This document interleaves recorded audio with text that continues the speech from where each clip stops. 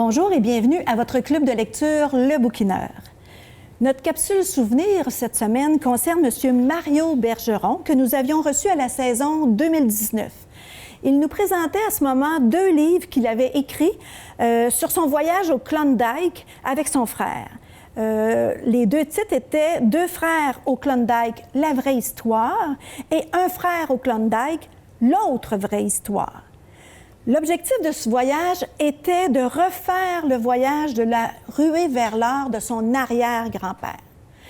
Ce fut une très belle rencontre. Alors, voilà pour la capsule souvenir. Monique, Jeanne et moi-même allons vous parler ensemble aujourd'hui de lectures que nous voulons vous partager. Mais auparavant, nous recevrons Mme Solange Luneau, qui est une fidèle participante au club de lecture de la bibliothèque Charles-Édouard Mayotte.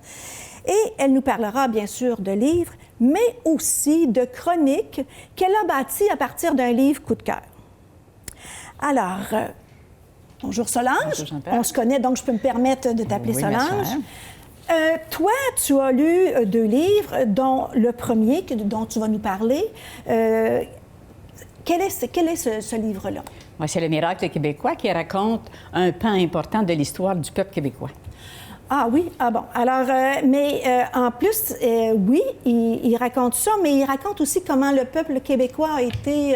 la transformation a été quand même rapide, je pense. Oui, c'est toute la transformation du peuple québécois à partir des années 60 jusqu'à pendant quelques générations. C'est incroyable le cheminement qui s'est passé. Fait que ça a été rapide aussi. Et c'était rapide. Puis, dans Le Miracle québécois, c'est ce que l'auteur met en lumière. Tout le changement qui s'est produit davantage à partir des années 1960 jusqu'au début du 21e siècle. L'auteur de ce livre-là, c'est Mario Polaise. Oui. OK. Alors, la partie 1, je pense qu'elle parle de la relation entre anglophones et francophones. Oui, c'est ça. Puis dans les premières années, pendant plusieurs années, l'inégalité sociale entre les Québécois francophones et les Québécois anglophones, ça faisait partie du paysage du Québec. Si je pense au temps de mon arrière-grand-père, de mon grand-père, de mon père, et même une partie de moi, de ma génération, bien, c'était une réalité. Fait que l'auteur, dans son volume, il décrit bien cette réalité-là quand il parle du Québécois français qui, dans ces années-là, il était moins instruit, moins rémunéré que les Anglais. Et il y avait peu l'esprit d'entreprise non plus. À part des fermes, si le Québécois francophone possédait des industries dans 2 domaines, dans seulement 2 secteurs, le secteur du bois puis le secteur du cuir. Dans tous les autres secteurs, bien, les propriétaires de l'industrie, c'était des Anglais. La majorité des contremaîtres étaient des Anglais, puis les ouvriers étaient français. Oui. Puis nos Québécois francophones, instruits, ils s'en allaient comme avocats, notaires, médecins, prêtres. Puis le domaine de la finance, le domaine de l'ingénierie, ça l'intéressait peu. Fait que dans Le Miracle québécois, ce qui est intéressant, c'est que Le Miracle, il décrit toute la transformation de ce peuple-là, qui en quelques générations seulement est passé d'ouvrier à entrepreneur. Et la particularité de cette histoire-là, c'est que ce changement-là s'est fait sans violence. Mm-hmm. Puis ce qui met en lumière aussi, c'est les traits caractéristiques de ce peuple-là, qui, selon l'auteur, est à la base de ce miracle-là. Puis dans les traits caractéristiques, quand il parle du Québécois francophone, il parle des gens sympathiques, des gens généreux. Il était habitué de vivre plus à la campagne. C'était des petites communautés qui étaient habituées de partager. Il était généreux, il était accueillant. Et ce qui est intéressant, c'est qu'il était indépendant et autonome au niveau de l'esprit. Puis il prenait la vie du bon côté. Puis, dans son volume, il met en lumière cette partie-là du portrait du Québécois. Il dit, le portrait du peuple québécois que je propose ici, à la différence de ce qu'on lit trop souvent, est celui d'un peuple éminemment résilient, habile, puis à travers les hauts et les bas de son histoire, a toujours, ou presque, su faire les bons choix comme société. Peu de peuples peuvent en dire autant. Que ce changement-là s'est fait de façon aussi rapide. Et aujourd'hui, si on regarde, la majorité des entrepreneurs français au Québec possèdent des industries dans différents domaines. Si on pense dans le domaine du papier, la famille Dubuc à Chicoutimi, la famille Roland-Saint-Jérôme, la Cascade. Dans le domaine de l'aviation, Armand Bombardier. Québécois dans les médias, Garda dans la sécurité, Métro dans les épiceries, SNN Lavalais en ingénierie, le Cirque du Soleil au niveau de la culture. Puis le Québec français, il a enfanté aussi de son propre histoire, de son propre secteur financier, avec la Caisse Desjardins, la Banque Laurentide, la Banque provinciale, la Banque canadienne nationale. Puis aujourd'hui, on vante l'esprit d'innovation puis de réussite du Québécois francophone à travers le monde. En quelques secondes, je pense qu'il parle aussi de la rapidité du virage grâce à des révolutions. Oui. Ce qui est à la base de ce changement-là, c'est les deux grandes révolutions. En 1960, c'était la Révolution tranquille. Puis en 1976, bien, c'était la Révolution linguistique. Puis la Révolution tranquille, à partir de 1960, c'est Jean Lesage qui arrive au pouvoir, puis avec une équipe forte. Il y avait Paul Gérin-Lajoie, il y avait René Lévesque, il y avait Georges-Émile Lapalme. Et ils ont commencé des réformes en profondeur, dont la réforme du domaine de l'éducation, qui était vraiment la base de tout ce changement-là. Ils ont créé le ministère de l'Éducation, ils ont créé l'Université d'État, ils ont créé les cégeps. Et dans les universités, dans les cégeps, ils offraient des programmes qui visaient une culture scientifique, technologique, puis qui développaient l'esprit d'entreprise, ce que les Québécois francophones avaient peu. Il y a eu toute l'ère de l'industrialisation aussi. Les gens des campagnes s'en allaient en ville, ils s'en allaient travailler dans les industries. Et une chose qui est importante, c'est, vous devez vous souvenir du maître Chinook, là, qui était à la vogue en 1960. Bien là, l'État a créé un univers financier favorable avec le Sidbec Disco en sidérurgie, la SODEC, l'Hydro-Québec, la Caisse de dépôt et de placement, la Société générale de financement. Ça s'est fait en peu de temps, tout ce changement-là. Il y a eu la séparation de l'État avec l'Église, puis il y a eu toute une révolution au niveau culturel. Ce qui fait que cette révolution-là a été vraiment un succès. Et la deuxième, qui est arrivée avec le Parti québécois, qui a eu l'adoption de la loi là, sur la langue française. Ouais. Ah, ça a l'air d'être un livre très intéressant à lire quand on veut savoir l'histoire un petit peu de ce qui s'est passé. On va passer à l'autre parce qu'on n'a pas beaucoup de temps. Alors, tu as lu... Tu as un livre coup de cœur que tu as lu et tu as développé des chroniques, tu as bâti, que tu as appelé Chroniques de Solange, que tu as partagé avec tes petits-enfants et quelques amis. Quel est ce livre et pourquoi tu as partagé ça? Ouais. Moi, au départ, j'ai 7 petits-enfants, là, c'est 7 gars, c'est des sportifs. Puis, moi, j'aime partager avec eux autres, puis je leur envoie des chroniques par la poste. Et les chroniques, j'avais envoyé des chroniques de Dave Morissette.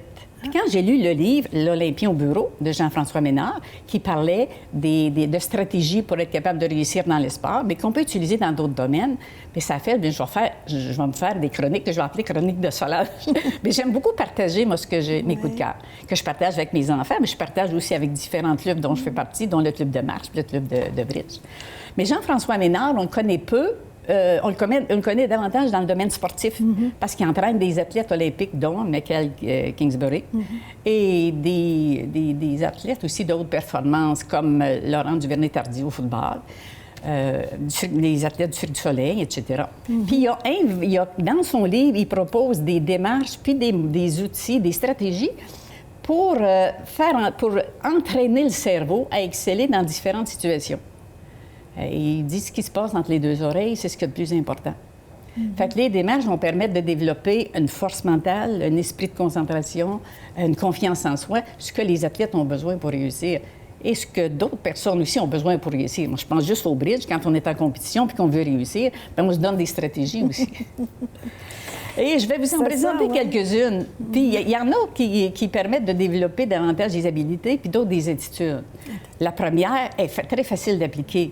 C'est Laurent Duvernay-Tardy qui a appris cette technique-là qui s'appelle « tourner la page ». Au football, il y a plusieurs jeux. S'il réussit mal un jeu, bien, il se dit « je tourne la page, puis je vais à l'autre ». Il ne faut pas qu'il reste avec l'émotion négative.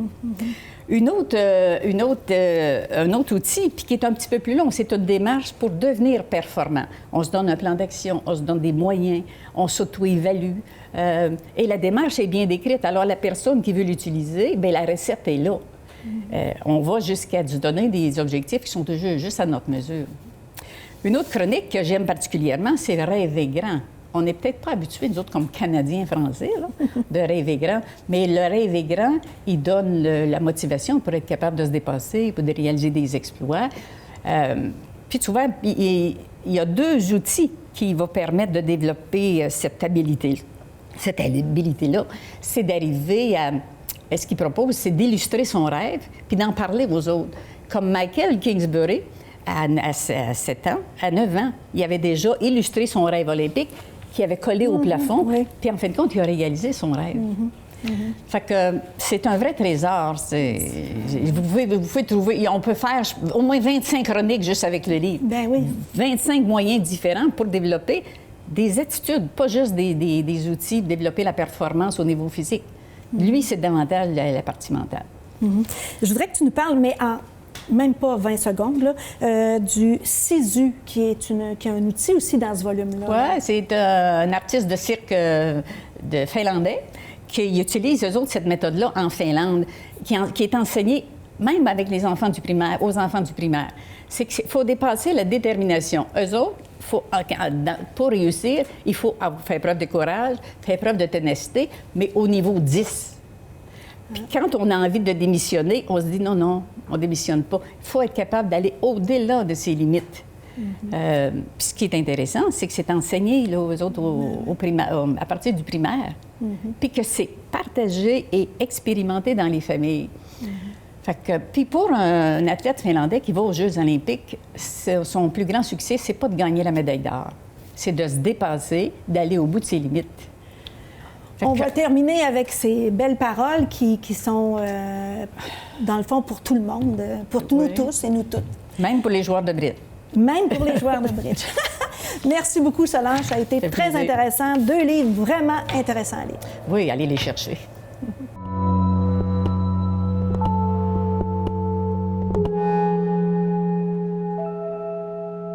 Nous en sommes maintenant rendus à partager nos lectures, Monique, Joanne et moi.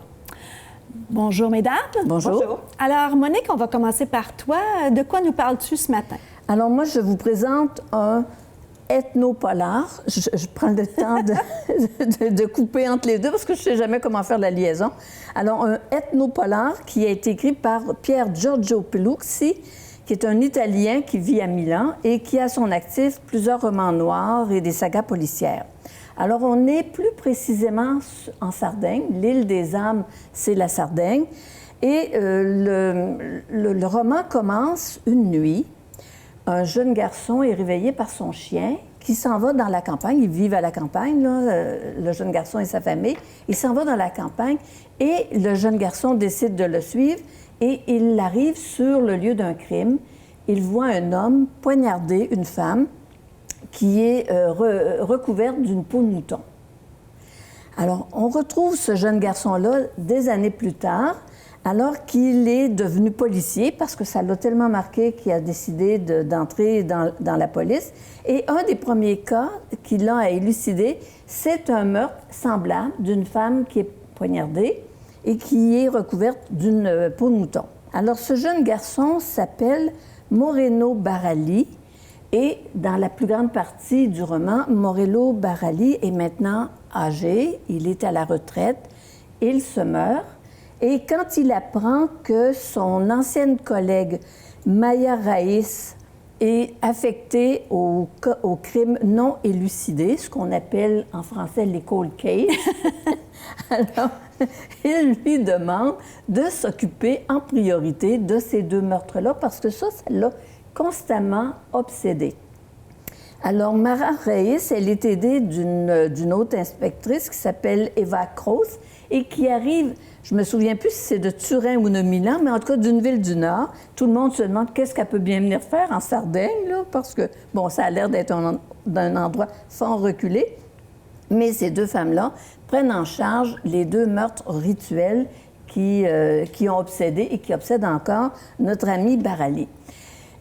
Ça tombe bien, parce que pendant ce temps-là, il y a une jeune fille qui est portée disparue, que l'on recherche partout et qu'on trouve finalement poignardée, assez mal en point. Elle a été sauvagement battue avant, poignardée et recouverte d'une peau de mouton.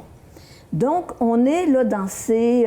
et pour finir le plat, là, juste pour ajouter un peu à l'intrigue, et ce qui fait que c'est un ethnopolar, c'est que dans les montagnes de Barbagia, qui est au centre de la Sardaigne, vit une étrange famille de paysans qui semblent détenir la clé de l'énigme. Parce que pendant ce temps-là, j'ai pris en note comment ça s'appelle. Ça s'appelle des néonurages ou nurages, qui sont les nurages. C'est une construction cyclopéenne sarde qui date de l'âge du bronze, puis on pense que ça servait probablement de refuge ou de forteresse.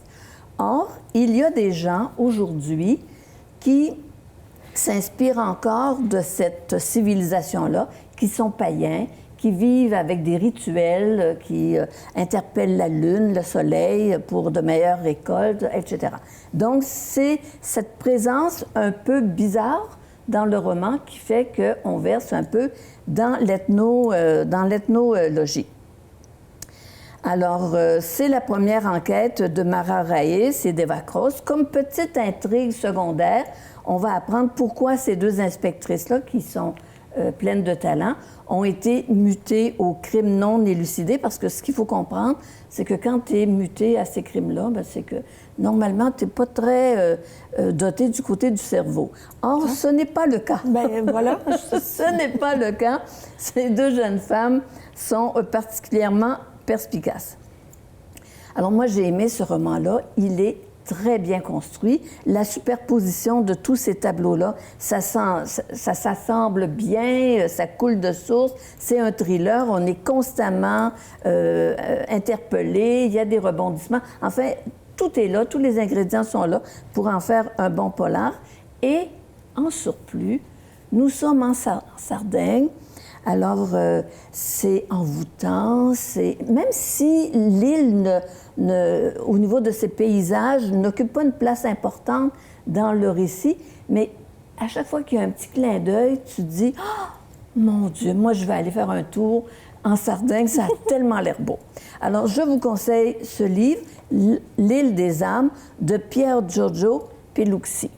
Bien, merci beaucoup, Monique. Maintenant, c'est à ton tour, Joanne. Alors, moi, je vais vous parler d'un livre dont le titre est « Haute démolition », dont je vais vous expliquer, je crois, la signification, le sens qu'a voulu donner l'auteur à ce titre-là. En parlant de l'auteur, donc, c'est un auteur de notre région. On s'éloigne de la Sardaigne, dont Monique a parlé. Alors, Jean-Philippe Barry-Guérard est né à Plessisville, ou Plessisville, selon, je n'entrerai pas dans la controverse, en 1988. Il a rédigé en 2014, c'est-à-dire Sport et divertissement, mais cet artiste-là est très, très polyvalent. Il l'a démontré en étant écrivain, dramaturge, comédien et metteur en scène. Je reviens au livre « Haute démolition » qui est paru le 18 mai 2021. Donc, je vous ai dit que j'expliquerais Haute démolition. Alors, c'est ma perception, c'est que tout le long du livre, on est dans le milieu de la scène, le milieu de l'humour. Il y a des choses qui se passent à la radio, il y a des choses qui se passent à la télévision. Et on sait qu'en télévision, lorsqu'on parle de HD, si on prend les premières lettres de Haute démolition, on parle de haute définition. On voit donc les gens, souvent on dit en haute définition, les gens paraissent plus gros, les gens ont de certaines différences, mais dans haute démolition, c'est comme si la haute définition, pour certains, les amène à une démolition. Dans le sens qu'ils se sentent toujours observés partout où ils vont, même s'ils sont plus sur scène. C'est le cas des personnages. Donc, ça se passe... C'est un roman qui est un style satirique, qui est mordant, même cru. Il est écrit au futur. Le début du livre est un petit peu difficile dans le sens que c'est une narration, mais habituellement, on est habitué, lorsqu'il y a une narration, que c'est le personnage principal qui parle. Mais dans ce cas-ci, c'est le personnage secondaire qui est la scripteuse de l'humoriste qui s'appelle Raphaël Massicotte. Raph Massy, son nom d'artiste.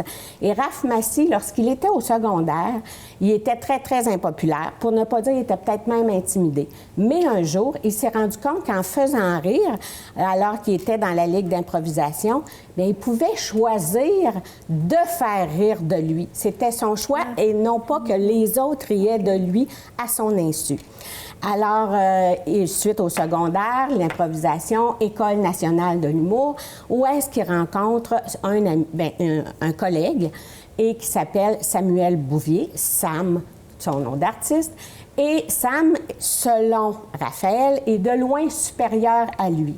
Et l'objectif de Raph Massy, c'est de toujours vouloir être supérieur finalement à Sam. C'est une compétition continuelle. Mais il se fait prendre à son jeu parce que Sam devient son meilleur ami.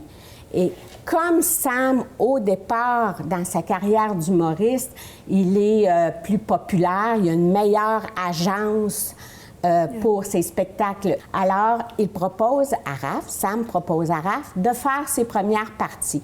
Donc, Raph se retrouve, encore une fois, au second rang. Il n'a pas atteint l'objectif de la compétitivité. Et un jour, il rencontre une jeune fille qui travaille pour l'agence de Sam, Laurie Blais, qui, elle, devient sa scripteuse et son amoureuse. Là, on parle d'amour toxique. Donc, dans ce roman, il y a de l'amour, de l'amitié, de l'amour toxique. Et là, on s'en va vers un rythme de vie très toxique, d'où haute démolition. Je m'explique. Lorsqu'il arrive dans l'agence, de la même agence que Sam, à ce moment-là, bien, il a des contrats, il devient populaire grâce à sa scripteuse qui a écrit 2 textes. Seulement 2 textes et ça l'a propulsé. Donc, Gala des Oliviers, des prix. Et là, bien, la drogue, l'alcool, donc démolition. Et sa copine le quitte, mais le nœud, avant d'arriver à la fin, c'est que dans la toxicité de ce milieu-là, bien, vous vous rappelez les événements de dénonciation dans le milieu des humoristes à l'été 2020. Alors, Sam est accusé dans un journal, de façon anonyme, par quelqu'un qui l'accuse d'agression sexuelle et de harcèlement, etc. Et Raph, lui, se dit, est-ce que je vais être moi aussi par association, vu que j'étais étroitement liée? Puis il se pose la question, vous vous rappelez, il a versé dans l'alcoolisme, dans les drogues. Donc, il se dit, est-ce que ça se peut que moi aussi, j'ai eu ces comportements-là sans même m'en rappeler? Alors, je vous laisse, je ne vous dévoile pas la fin, mais la fin est beaucoup moins noire que ce qu'a été le volume. Merci beaucoup, Joanne. Moi, je vais vous parler de 1000 secrets, 1000 dangers, publié par Alain Farah en 2021. Alors, je ne sais pas si vous connaissez Alain Farah, c'est un professeur à l'Université McGill depuis 2009. Il enseigne la littérature française contemporaine et la création littéraire. Il fait depuis 2011 des chroniques de lecture à Plus on est de fous, plus on lit. Et ces chroniques sont très, très, très populaires. Il a aussi écrit en 2013 « Pourquoi Bologne ?» et c'est un des 100 meilleurs livres québécois selon Chantal Guy de La Presse. Le livre dont je vous parle, « 1000 secrets, 1000 dangers », elle dit que c'est encore meilleur. Elle aime ça aussi. Alors, c'est un roman autobiographique où se côtoient drame et comédie. Il a mis 8 ans à écrire ce livre-là. Les thèmes qui sont vraiment abordés de front sont l'amitié, la souffrance, la maladie, l'immigration et le rapport avec ses parents. Ça peut paraître, là, oh mon Dieu, de la souffrance. Non, c'est vraiment, là, il décrit tout ça et il fait des allers-retours entre le présent, le passé et le futur. Avec des traits d'humour. C'est vraiment pas lourd comme lecture, c'est vraiment un page-turner. Ça veut dire que quand tu commences, là, tu veux continuer. C'est un livre de 500 pages et l'intrigue se déroule en une journée. Alors, vous pouvez comprendre qu'il y a beaucoup d'allers-retours dans le passé, le présent et l'avenir. Alors, ça se passe lors de son mariage, le 7 juillet 2007, où Alain se marie, c'est vraiment autobiographique, là, où il se marie à la crypte de l'oratoire Saint-Joseph du Mont-Royal. Je vous dirais que c'est 500 pages où on est emporté dans un tourbillon. Alors, cette journée-là, là, elle est délirante, cette journée de mariage-là, parce que les événements, là, sont... On ne peut pas croire que tout ça va arriver dans une même journée. À l'approche de la célébration, Alain va de plus en plus mal parce que c'est un homme qui a des troubles intestinaux, des troubles anxieux. Il avait déjà réussi à surmonter ça, mais là, ça l'angoisse de se marier et il va mal. Bon, il va mal. Et ses insomnies sont de retour, ses angoisses. Et il n'y a rien pour l'aider parce que c'est son cousin Édouard qui doit l'amener au mariage. Il est en retard. Alain n'a pas son costume qui était chez le nettoyeur. Édouard arrive avec sa remorqueuse parce qu'il y a eu un problème avec l'auto. Donc, il arrive au mariage en remorqueuse. Déjà, c'est... Ça part mal. Et Édouard, c'est un irresponsable, mais c'est le cousin, mais le meilleur ami aussi. Ils ont fait les 100 coups dans le petit Liban de Montréal, là. C'est deux êtres qui se côtoient, mais qui sont complètement différents.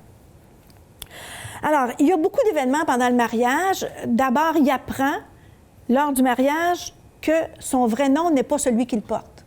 Ah, sa mère lui a caché ça. Bon, parce que je vais vous dire aussi son histoire un petit peu avant. Donc, il apprend ça. Le cousin perd les anneaux, puis c'est une course, une course effrénée pour aller retrouver les anneaux de mariage. Aussi, il va avoir un vieux rival de secondaire qui apparaît avec celle qui lui a brisé, la première femme qui lui a brisé le cœur. En tout cas, tout ça.